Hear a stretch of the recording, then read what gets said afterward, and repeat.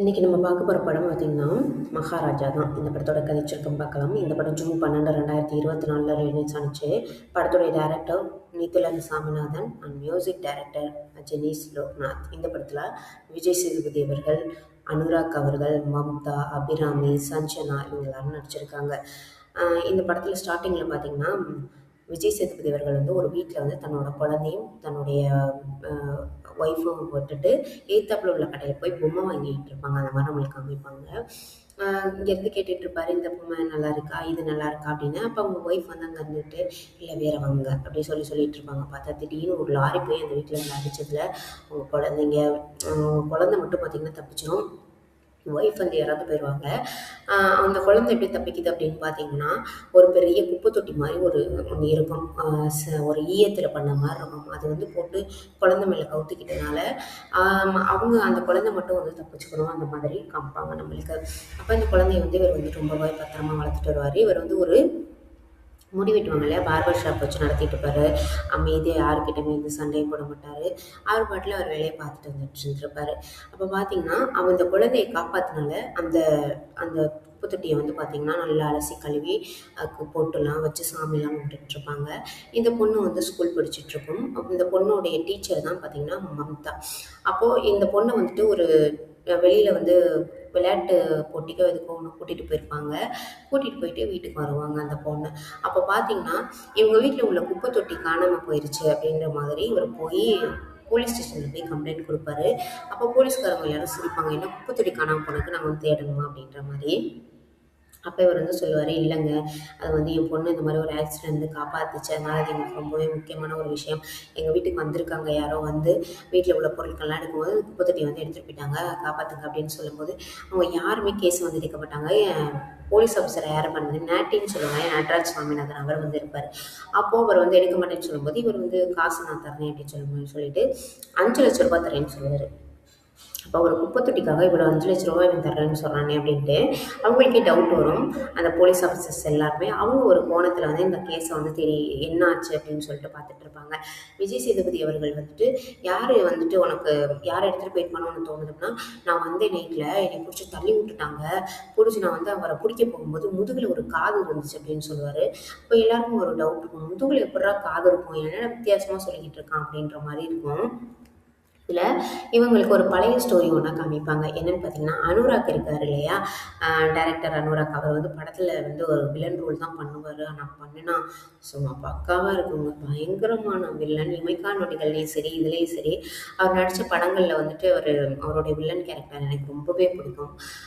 அவர் வந்துட்டு பார்த்திங்கன்னா அவங்க ஒய்ஃப் பார்த்திங்கன்னா அபிராமி, அவங்களுக்கு ஒரு குழந்தை ஒன்று இருக்கும். அவர் என்ன வேலை பார்ப்பாருன்னா, சும்மா அதை திருடுறது இந்த மாதிரி வேலைகள்லாம் பார்த்துட்ருப்பாரு. ஒரு நல்ல வேலை பார்க்காம இந்த மாதிரி பார்த்துட்டு தன்னுடைய பொண்ணுக்கு வந்துட்டு ஃபஸ்ட்டு பர்த்டே வரனால செயின் வாங்கணும் அப்படின்னு சொல்லிட்டு கடைக்கு போய் செயின்லாம் வாங்கிட்டு வந்திருப்பாங்க. அப்போ பார்த்தீங்கன்னா அந்த செயினை பார்த்தீங்கன்னா இவர் முடிவெட்ட போகிறேன்னு சொல்லிட்டு அந்த முடிவெட்டுற கடையிலே வச்சுட்டு வந்துடுறாரு. யார், விஜய் சேதுபதி அவர்களுடைய கடையிலே இவர் வந்து வச்சுட்டு போயிடுவார். அப்போது இவர் என்ன பண்ணுவார்னா வீட்டுக்கு எடுத்துகிட்டு போய் அவங்க குழந்தை அண்டு பொண்ணு ஒய்ஃபை கூட்டிகிட்டு போயிட்டு நம்ம போய் கொடுத்துட்டு வந்துடலாம், எதுக்கோ வாங்கியிருப்பாங்க போல் அப்படின்னு இவர் கரெக்டாக போக இவர் வந்து ஃபோனில் வந்து பேசிக்கிட்டு இருப்பார். அவர் முடிவெட்டுற கடையில் இருந்துட்டு நம்ம திருடுன்னு அதை பார்த்துட்டாங்களா வச்சுட்டாங்களா அப்படி சொல்லி பேசிகிட்டு இருக்கோம். அவர் கிளம்பி வரும்போது விஜய் சேதுபதி இப்படி பார்த்துட்டு வருவார். ஒரு வேளை போலீஸில் சொல்லி கொடுத்துருவானோ அப்படின்ற மாதிரி கரெக்டாக விஜய் சேதுபதி அவர்கள் வந்து அவங்க பொண்ணு பர்த்டேக்கு இந்த செயினை கொண்டு போய் கொடுக்கலாம் அப்படின்னு சொல்லிட்டு போகும்போது போலீஸ் ஆஃபீஸர் கரெக்டாக இவருக்கு பின்னாடி இப்படி வருவாங்க. அவரை வந்து அரெஸ்ட் பண்ணிட்டு போயிடுவாங்க. அப்போ அவரோட எண்ணம் என்னென்னா, விஜய் சேதுபதி தான் வந்து கம்ப்ளைண்ட் கொடுத்து கூட்டிகிட்டு வந்துட்டாரு போலீஸ் அப்படின்ற மாதிரி அவரை வந்து நினச்சிக்குவார். அவரே கொஞ்ச நாள் கழித்து ஜெயிலில் இருந்து தப்பிச்சிருவார். இவர் அவரோட ஒய்ஃப்லாம் இறந்து போயிட்டாங்க இல்லையா, அப்போ குழந்தைய வச்சு வளர்த்துட்டு வந்துருவார். இத்தனை வருஷம் ஆயிடுச்சு. ஆனால் இதில் என்னென்னா போலீஸ்காரங்க கண்டுபிடிக்கிறது, இந்த பொண்ணு வந்துட்டு அதாவது விஜய் சேதுபதி அவர்களுடைய பொண்ணு வந்துட்டு ஸ்போர்ட்ஸ்க்கு போயிட்டு வந்துச்சு இல்லையா, அப்போ மிட் நைட்டில் வந்து இறக்கி விட்டுருப்பாங்க வீட்டுக்கிட்ட. அப்போ இந்த பொண்ணு என்ன பண்ணுன்னா வீட்டுக்குள்ளே யாரோ இருப்பாங்க, ஆனால் அது தெரியாமல் இது பாட்டில் வீட்டுக்குள்ளே போயிட்டு அது பாட்டில் ட்ரெஸ் எல்லாம் மாற்றி கித்திட்டு சாப்பிட்லான்னு சொல்லிட்டு இது பண்ணும்போது அப்போ என்ன பண்ணிடுவாங்கன்னா, ஒரு 3 பேர் சேர்ந்து என்ன பண்ணிடுவாங்கன்னா அந்த பொண்ணை வந்து ரேப் பண்ணிடுவாங்க. ரேப் பண்ணிவிட்டு நல்லா அடித்து போட்டு வந்துடுவாங்க. இவர் விஜய் சேதுபதி போகும்போது கடையை விட்டுட்டு வீட்டுக்கு போகும்போது பார்த்துட்டு தன்னோட பொண்ணை கொண்டு போய் ஹாஸ்பிட்டலில் சேர்த்து ட்ரீட்மெண்ட் பார்த்து அந்த பிள்ளையை வந்து காப்பாற்றிடுவார். ரொம்ப ஒரு இறக்கும் தருவாயில் தான் அந்த பிள்ளை வந்து இருக்கும். காப்பாத்திருவாரு. ஆனா, அந்த ஜெயில்லேருந்து தப்பிச்சார் இல்லையா கைதி, அந்த அனுராக் இருக்கார்ல, அவரு தான் விஜய் சேதுபதி வீட்ல போயிட்டு இப்படி பண்ண சொல்லியிருப்பாரு. என்னோட குடும்பம் வந்து வீணா போச்சுல்ல, அதுக்கு காரணம் அவன் தான். என் பொண்டாட்டி என்னைய வேணான்னு சொல்லிட்டு, அதுக்கப்புறம் ஆக்சிடென்ட் மூலமா என் பொண்ணும், என் குழந்தைங்களும் இறந்து போயிட்டாங்க. அதனால எனக்கு வந்துட்டு அவன் குடும்பமே இருக்கக்கூடாது அப்படின்ற மாரி அவரு சொல்லியிருப்பாரு. இதுல என்ன ஒரு ட்விஸ்ட் அப்படின்னு பார்த்தீங்கன்னா, அ இவர் வந்துட்டு குப்பை தொட்டிய காணாம போச்சுன்னு போய் கம்ப்ளைண்ட் குடுத்துருப்பாரு இல்லையா? அப்ப சொல்லியிருப்பார்ல, முதுகுல வந்துட்டு காது இருக்கு அப்படின்னு சொல்லிட்டு.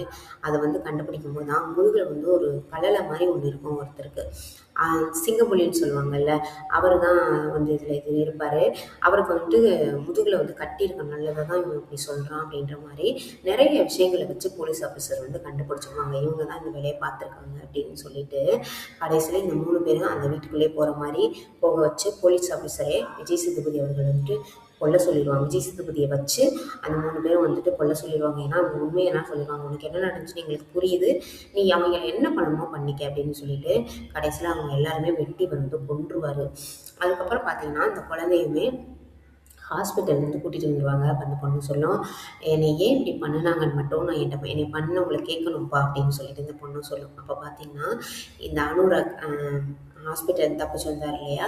அந்த அவர்ட்ட வந்து அவர வந்து பயங்கரமா அடிச்சு இது பண்ணி 2 பேருக்கும் சண்டை வந்துரும். "நீ தானடா என் குடும்பத்த பண்ண வச்சேன்னு" சொல்லிட்டு அனுராக் வந்துட்டு விஜய் சேதுபதி அடிச்சு இது பண்ணி ரொம்ப இது பண்ணுவாரு. 2 பேரும் அடிச்சுட்டு நாறும்போது மம்தா கிட்ட சொல்லி அந்த பொண்ண வந்து கூட்டிட்டு வர சொல்லுவாங்க அந்த இடத்துக்கு. அப்ப இந்த பொண்ணு வந்து வந்துரும். இதுல என்ன ஒரு ட்விஸ்ட் அப்படின்னு பார்த்தோம்னா, இந்த பொண்ணு வந்ததுக்கு அப்புறமா, "நீங்க எதனால அங்கிள் என்னைய இப்படி பண்ணீங்க?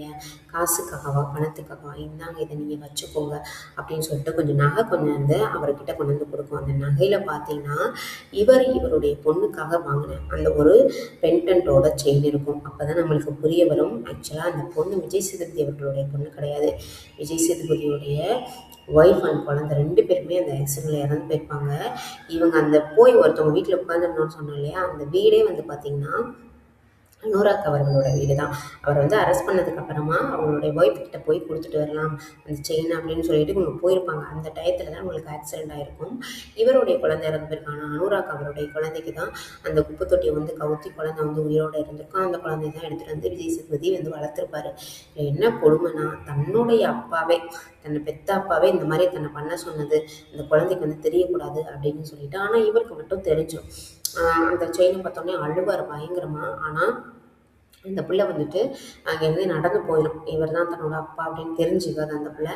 அந்த பிள்ளை வந்து போயிரும். ஆனா, இந்த பொண்ணு அப்படியே நடந்து போற அந்த பாதத்தில பார்த்தீங்கன்னா, இவர் மாடியிலேருந்து அப்படியே பொத்துன்னு கீழ விழுவாரு. விழுந்து அந்த ரத்தம் வந்து அந்த பிள்ளையோட கால் அச்சுல போய் அப்படியே உள்ள போற மாரி நம்மளுக்கு வந்து இந்த படத்தில காமிச்சிருப்பாங்க. இந்த படம் வந்து பார்த்தீங்கன்னா, உண்மையிலேயே அந்த அந்த டயத்தில வந்ததில பெஸ்ட்டு மூவின்னு நான் சொல்லுவேன். நல்ல ஒரு கதைக்களம், சூப்பரான ஒரு படம். எனக்கு ரொம்பவே பர்சனலா எனக்கு ரொம்ப புடிச்ச படம் இது.